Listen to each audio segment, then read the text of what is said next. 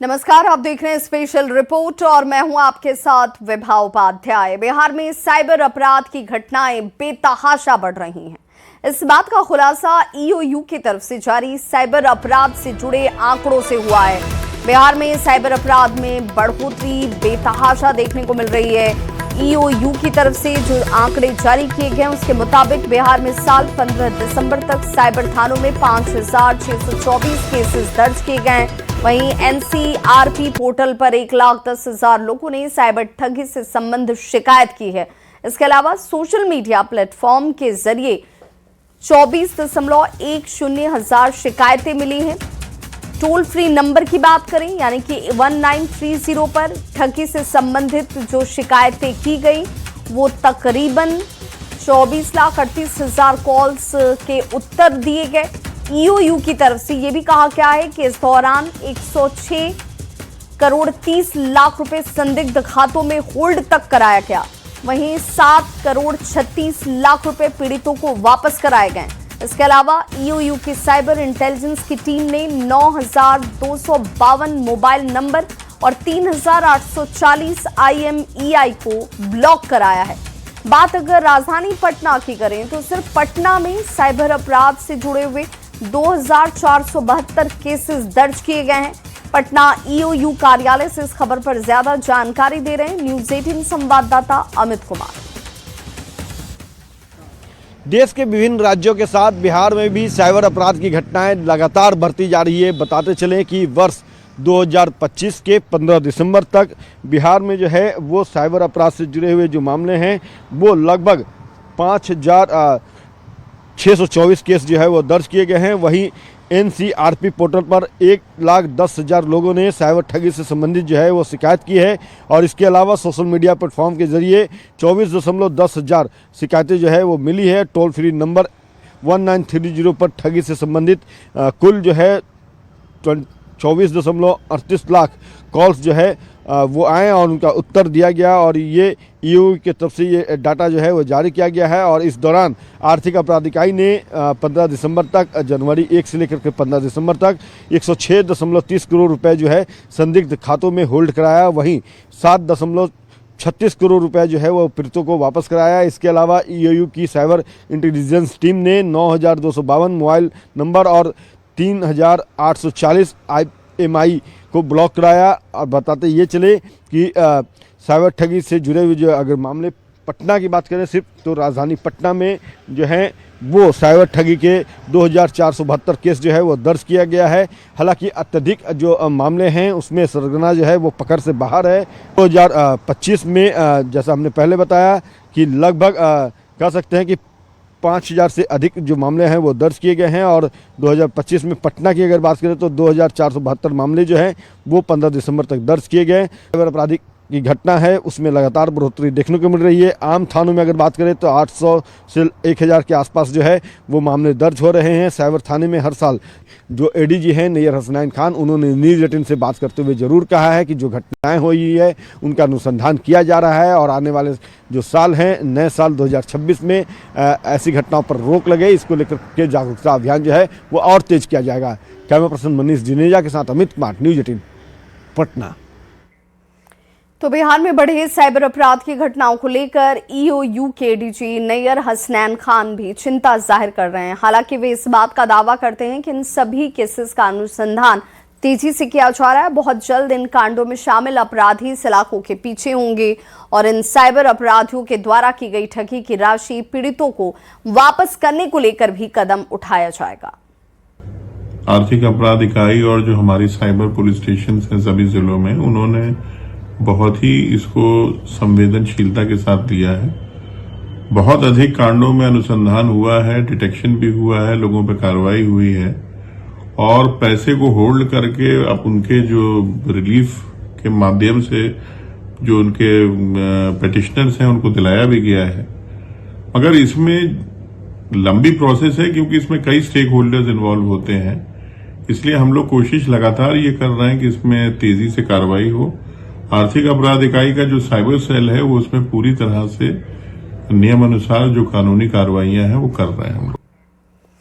Digital arrest कर cyber अपराधी लगातार लोगों को शिकार अपना बना रहे हैं और डिजिटल अरेस्ट के शिकार ज्यादातर पढ़े लिखे, संपन्न और बुजुर्ग लोग ही बन रहे हैं। इसे लेकर तमाम एजेंसियां और साइबर सेल अवेयरनेस कैंपेन चला तो जरूर रही है, लेकिन इस अवेयरनेस कैंपेन के बावजूद घटनाएं रुक नहीं रही। कुछ इसी तरह की घटना के शिकार हुए पीड़ित ने यह भी कहा कि उनके साथ डिजिटल अरेस्ट की भयानक घटना घटी। 8 दिनों तक साइबर अपराधी उनसे संपर्क में रहते हैं और इस दौरान दहशत में रखकर उन्हें झांसे में लिया जाता है।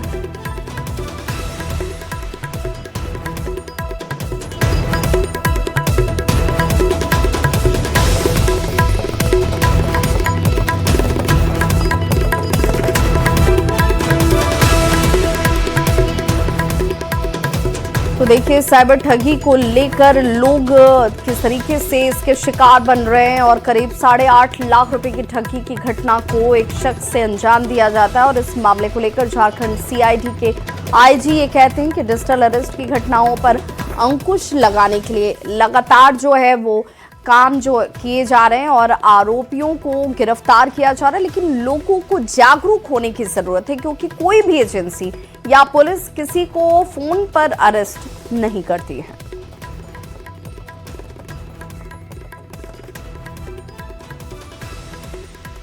अब ऐसे में चलिए अब आपको बताते हैं कि साइबर क्राइम से आप कैसे बच सकते हैं। इसके लिए आपको क्या जानने की जरूरत है, क्या कुछ करने की जरूरत है और इस एहतियात से आप अपने बचाव कर सकते हैं। तो देखिए, मजबूत और यूनिक पासवर्ड आपको रखना होगा।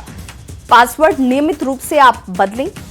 2 कारक प्रमाणीकरण जिसे 2FA कहा जाता है उसका इस्तेमाल करें। केवल सुरक्षित HTTPS वेबसाइट्स पर ही आप जाएं, उसे ही आप सर्च करें, देखें। किसी भी अनजान लिंक को बिल्कुल ना खोलें। एंटीवायरस सॉफ्टवेयर इंस्टॉल जरूर करें और वक्त वक्त पर उसे अपडेट भी करें। सिस्टम ऐप को नियमित रूप से अपडेट करना बहुत जरूरी होता है। अज्ञात कोई ईमेल हो या संदिग्ध लिंक है तो उससे आपको बचना चाहिए। सोशल मीडिया पर निजी जानकारी साझा बिल्कुल ना करें। सार्वजनिक वाईफाई पर संवेदनशील डेटा बिल्कुल न डालें। डेटा का नियमित बैकअप आप जरूर लें। साइबर सुरक्षा की जानकारी रखें कि आखिर सुरक्षा कैसे रखनी चाहिए और दूसरों को भी अपने साथ साथ जरूर जागरूक करें ताकि उन्हें भी आप साइबर फ्रॉड के इस जाल में फंसने से बचा सकें। तो थोड़े से एहतियात के साथ आप इससे बच सकते हैं। तो साइबर क्राइम से बचने के तरीके आप समझ गए। अब आपको ये भी जानना जरूरी है कि किसी भी तरह से साइबर क्राइम का शिकार अगर आप हो जाते हैं या फिर ठगी के शिकार आप बन जाते हैं तो तुरंत आपको क्या करना चाहिए। तो फ्रॉड का शिकार होने पर तुरंत साइबर सेल या फिर पुलिस में आप इसकी रिपोर्ट दर्ज करवाएं। बैंक, क्रेडिट कार्ड कंपनी को इसकी सूचना दें कि भाई आपके साथ ऐसा फ्रॉड हो गया है। सभी पासवर्ड जो आप अब तक इस्तेमाल कर रहे थे उससे तुरंत तत्काल प्रभाव से बदल दें। 2FA सक्षम करें। साइबर सुरक्षा विशेषज्ञ की आप मदद लें। भारत सरकार के साइबर क्राइम पोर्टल का उपयोग आप इस दौरान कर सकते हैं। 24 घंटे के भीतर हेल्पलाइन नंबर पर आप कॉल करें। और साइबर क्राइम हेल्पलाइन नंबर क्या है वो भी हम आपको बता दें। 1930 पर आप कॉल करें और इससे संबंधित जानकारी अगर आपको नहीं है तो जरूर हासिल करें। क्रिसमस और नए साल के मौके पर साइबर अपराधी ठगी के नए नए तरीके अपना रहे हैं। ग्रीटिंग्स, ऑफर, डिजिटल गिफ्ट के नाम पर कैसे लोगों को फंसाया जा रहा है, आपको ये रिपोर्ट जरूर देखनी चाहिए।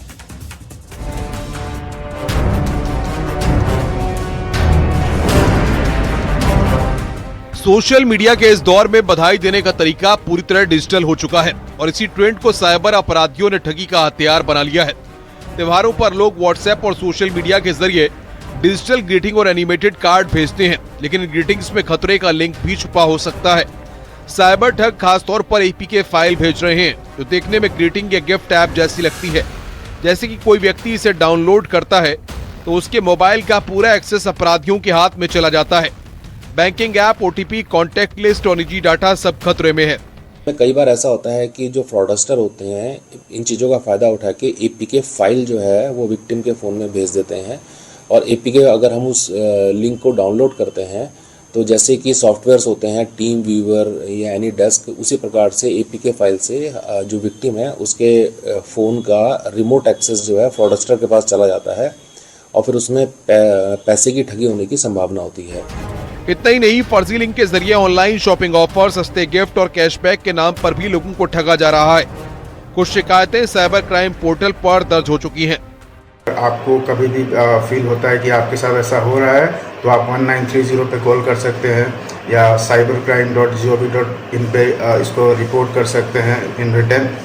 तो इस तरह की घटनाओं को इस तरीके से रोका जा सकता है। हालांकि जैसे जैसे टेक्नोलॉजी बढ़ रही है, आर्टिफिशियल इंटेलिजेंस बढ़ रहा है, ये अभी बढ़ेगा। बट साइबर ठगी से बचने का सबसे कारगर तरीका है सावधानी। किसी भी अनजान लिंक या एपीके फाइल को डाउनलोड न करें। अगर ठगी की घटना हो तो तुरंत 1930 पर कॉल करें या साइबर पोर्टल पर शिकायत दर्ज कराएं। न्यूज़ 18 के लिए देहरादून से सत्येंद्र बर्थवाल की रिपोर्ट। क्या आपके घर में सीसीटीवी कैमरे लगे हैं? अगर हाँ तो ये खबर आपके लिए है। आपको अपने सीसीटीवी कैमरे को समय समय पर अपडेट करने की जरूरत है और उसका पासवर्ड भी आप बदलते रहें, क्योंकि साइबर ठगों की नजर अब आपके घर में लगे हुए सीसीटीवी पर भी है। इन सीसीटीवी कैमरों को हैक करने का खेल चल रहा है और इसके बदले लोगों से ली जाती है, वसूली जाती है एक अच्छी खासी मोटी रकम।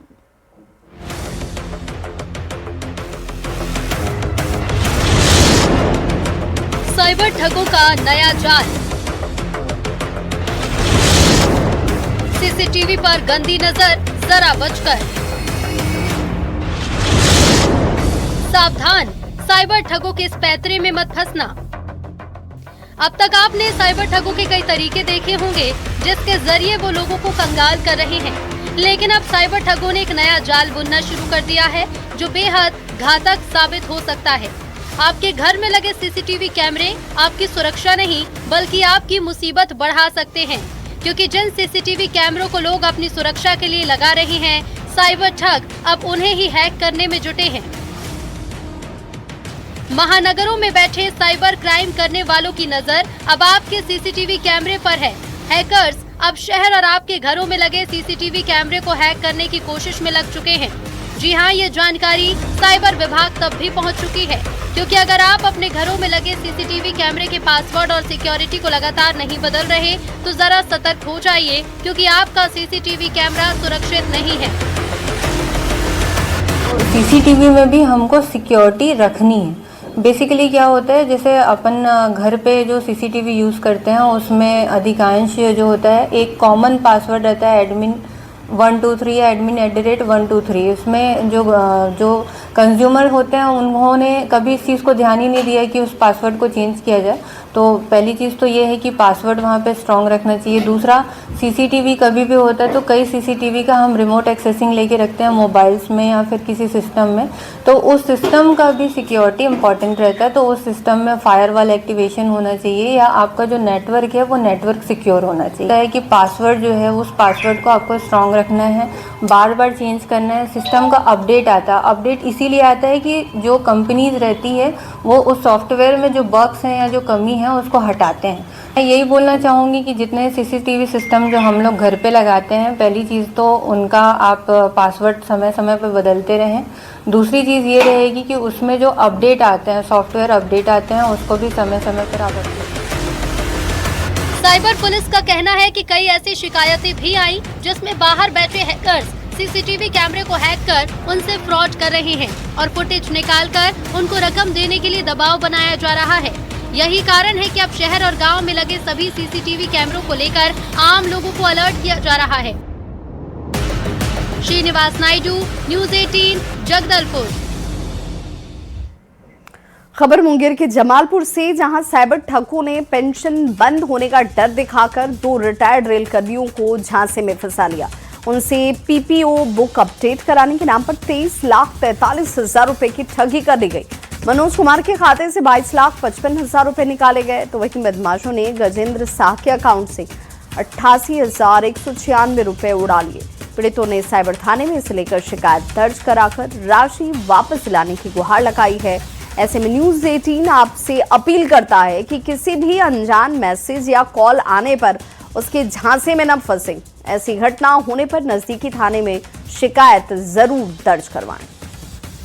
क्राइम को लेकर के आजकल एक मोडस ये चला है कि जिसमें कोई व्यक्ति अगर रिटायर होता है सरकारी सेवा से तो एक साथ उसके अकाउंट में जो सरकारी सेवा जो होता है उसके बाद जो लाभ उसको मिलता है वो पैसा आता है और उसको पेंशन के नाम से कि पेंशन चालू हो जाएगा जल्दी, तो उसके नाम से उसको फ्रॉड कॉल वगैरह आते हैं और उसको फ्रॉड कॉल आने के बाद उससे ऐप डाउनलोड कराया जाता है अपने मोबाइल में और उस ऐप का जो एक्सेस होता है वो फ्रॉडस्टर के पास होता है और उससे वो उसका सारा पैसा ट्रांसफर कर लेता है अपने। पूरा उत्तर भारत कड़ाके की ठंड, घने कोहरे और सर्द हवाओं की चपेट में है, तो पहाड़ी राज्यों में बर्फबारी से मौसम सुहाना हो गया है। जम्मू कश्मीर से लेकर हिमाचल और उत्तराखंड तक ऊंचाई वाले इलाकों में बर्फबारी शुरू हो चुकी है। सैलानियों के चेहरे खिल उठे हैं। पहाड़ों से बर्फबारी की जो तस्वीर सामने आई, जिसमें सैलानी मस्ती करते दिख रहे हैं, आप भी देखिए ये तस्वीर।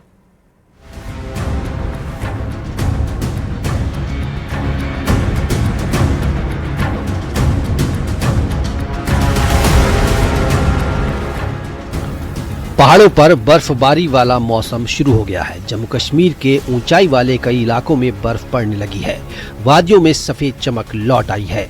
लेह में बर्फबारी का दौर शुरू हो चुका है। सड़कों पर चारों तरफ बर्फ ही बर्फ नजर आ रही है। गाड़ियों पर बर्फ जम गई है। सड़कों पर करीब 1 फीट तक बर्फ जमी नजर आई। लेह में बर्फबारी से सैलानी काफी खुश हैं। लेह में बर्फ गिरने से मनमोहक नजारे दिखाई दे रहे हैं। बच्चे भी मस्ती करते दिखाई दिए। सोनमर्ग में भी मौसम का ऐसा ही हाल है। हर तरफ बर्फ की सफेद चादर फैली हुई है। सोनमर्ग में हो रही बर्फबारी के चलते वहां पहुंचे सैलानियों की मन की मुराद पूरी हो गई। पर्यटक कई दिनों से बर्फबारी का इंतजार कर रहे थे।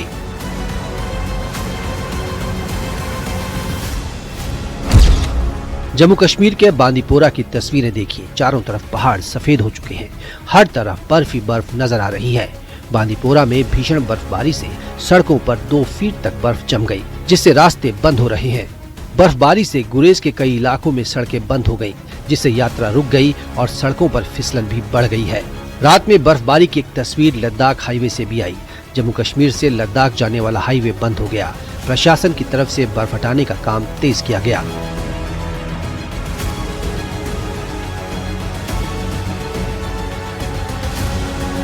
जुलाई प्लान चल रहा है तो मौसम अच्छा है, बारिश हो रही है, हल्की हल्की धुंध भी है, तो मज़ा आ रहा है श्रीनगर में इस बार आके। मैं सभी टूरिस्ट के साथ एक बात बताना चाहता हूँ, आप इधर आ जाइए, आप यहाँ पे देखिए कितना अच्छा लग रहा है, यहाँ पे कितना मौसम बढ़िया हो रहा है और यहाँ पे जो बर्फबारी का सिस्टम जल्दी होने वाला है स्टार्ट श्रीनगर में खासकर। स्नोफॉल होना चाहिए, हम वो सोच कर आए हैं अभी, वो एंजॉय करना है, बस बच्चे के लेके आए हैं, सब लोग वही चाहते हैं, अभी आए सब लोग एंजॉय किए। उधर श्रीनगर में कड़ाके की सर्दी से लोगों का हाल बुरा दिख रहा है। भीषण ठंड की वजह से डल झील भी थोड़ी जमने लगी है।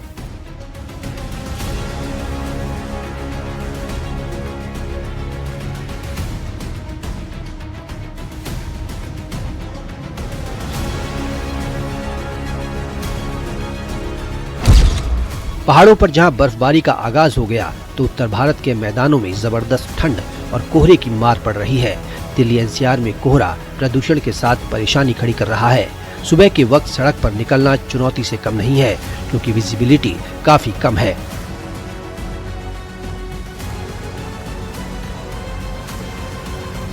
दिल्ली की तरह गाजियाबाद में भी ठंड का प्रकोप है। ठंडी हवाएं इम्तिहान ले रही हैं।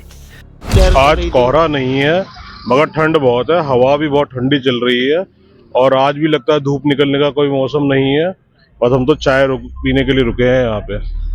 चाय पीने के लिए रुके हैं, कड़ाके की ठंड पड़ रही है, क्या कहना चाहेंगे? सर्दी का सितम लगातार जारी है। हाँ जी, जैसे आप देखें सर्दी तो बढ़ती जा रही है, कल के हिसाब से आप देखें तो आज ज्यादा ठंड है। लखनऊ में कोहरे और ठंड का कहर जारी है। सुबह के वक्त शहर कोहरे में ढका हुआ नजर आया। लखनऊ में कोहरे और शीतलहर का प्रकोप लगातार जारी है। जहां कोहरे की वजह से तमाम ट्रेन लेट लतीफ हैं, वहीं कई जो फ्लाइट हैं वो निरस्त हो गई हैं।